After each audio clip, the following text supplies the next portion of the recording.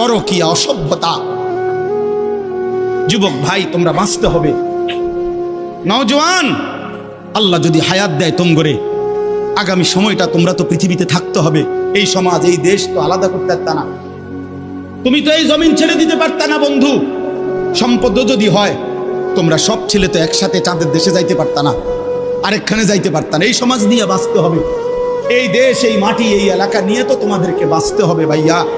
তাহলে এই সমাজ যদি তোমরা এভাবে নষ্ট করে দাও, তোমরা যদি সবাই বেনামাজি হয়ে যাও, নারী, ছবি, মোবাইলের অস্থির দৃশ্য ছাড়া যদি তোমাদের রাত না কাটে, দিন না কাটে, আগামী 20 বছর তোমরা সমাজ, তোমার অঞ্চল, তোমার ঘর পরিবার নিরাপদ থাকবে কেমনে? বাঁচবা কেমনে? চলবা কেমনে? চলবা কেমনে বলো ভাইয়া?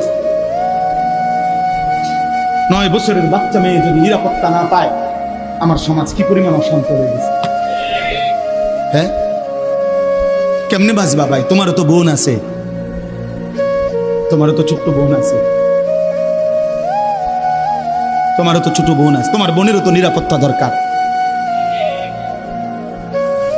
তুমি তো এই সমাজ থেকেই, এই পৃথিবী থেকেই কোনো না কোনো নারীকে বিয়ে করবা, তারও তো চরিত্রের পবিত্রতা দরকার, দরকার না? তো কেমনে মিলবে ভাইয়া? কেমনে মিলবে?